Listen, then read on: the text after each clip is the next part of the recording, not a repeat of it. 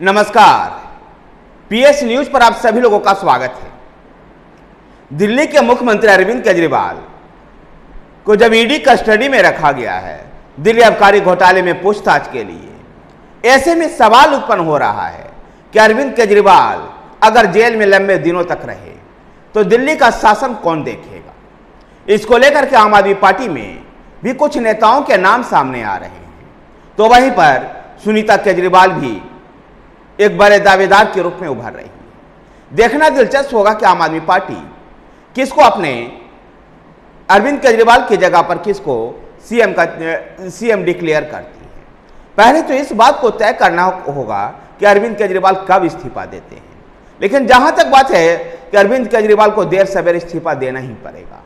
अरविंद केजरीवाल भी इस बात को जानते हैं, वो केवल समय इस बात को समाप्त ले रहे हैं कि जब तक सुनीता केजरीवाल राजनीति के दांवपेच को समझ जाए, और केवल इसी चीज को लेकर वो समय ले रहे हैं। देखना दिलचस्प होगा कि आखिर कब ये सब कुछ होता है।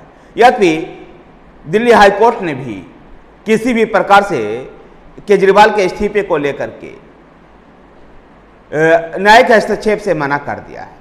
ऐसे में देखना और दिलचस्प होगा कि इन सभी मामलों का पटक्षेप कब होता है। इस बीच दिल्ली के मंत्री आतिशी मारलोना ने भारतीय जनता पार्टी पर यह आरोप लगाया है कि भारतीय जनता पार्टी अरविंद केजरीवाल को फोन का पासवर्ड लेकर के जान करके जो चुनावी तैयारियां हैं, जो विपक्षी पार्टियों के साथ मिलकर के केजरीवाल ने जो चुनाव तैयारियां की है, वो उसको लेना चाहती है और उसको देखना चाहती है ताकि 2024 का लोकसभा चुनाव उनको जीतने में आसानी हो। आतिशी मारलोना ने इस तरह से भारतीय जनता पार्टी पर आरोप लगाया है।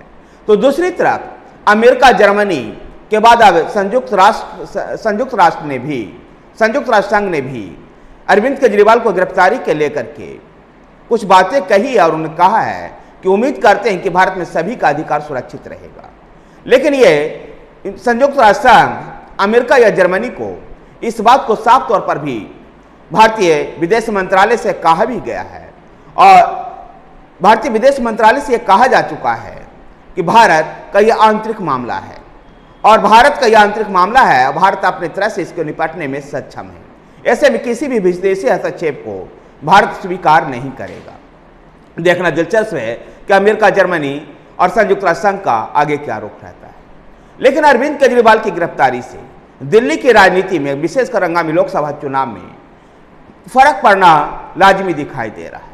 जहां दिल्ली में आम आदमी पार्टी और कांग्रेस गठबंधन के तहत चुनाव मैदान में उतरी थी, जहां उम्मीद था कि आम आदमी पार्टी और कांग्रेस का गठबंधन भारतीय जनता पार्टी से मुकाबला कर पाएगी, और जिस प्रकार से 2014 और 2019 में दिल्ली के सभी 7 लोकसभा सीट भारतीय जनता पार्टी चुनाव जीतने में सफल रही थी, इस बार कांग्रेस और आपका यह गठबंधन उसको रोक पाएगा। लेकिन ऐसा होता हुआ दिखाई नहीं दे रहा है। जब अरविंद केजरीवाल जेल चले गए तो आम आदमी पार्टी के पास स्टार प्रचारकों का अभाव हुआ। अरविंद केजरीवाल के अभाव में दिल्ली में आम आदमी पार्टी बेजान सी दिखाई देती है, तो दूसरी तरफ कांग्रेस अभी तक अपने प्रत्याशी ही चयन नहीं कर पाई है, और कांग्रेस के दिल्ली प्रदेश के नेता भी पसोपेश की स्थिति में हैं कि वो अरविंद केजरीवाल का बचाव भी किस तरह से करें। दिल्ली के राजनीति को लेकर के भी ये कंफ्यूजन की स्थिति है। राष्ट्रीय स्तर पर INDIA गठबंधन के सभी तमाम सहयोगी दलों ने एक सुर से हेमंत सोरेन और अरविंद केजरीवाल की गिरफ्तारी का विरोध किया है। लेकिन ईडी भारत में भ्रष्टाचार विरोधी आंदोलन का अभियान को चला रही है, और उसके तहत इन नेताओं की गिरफ्तारी हो रही है, न कि भारतीय जनता पार्टी राजनीतिक के फायदा उठाने के लेकर के इनकी गिरफ्तारी कर रही है। धन्यवाद साथियों, वीडियो को लाइक कीजिए, शेयर कीजिए, हमारे साथ बने रहने के लिए हमारे चैनल PS न्यूज को सब्सक्राइब कीजिए। धन्यवाद।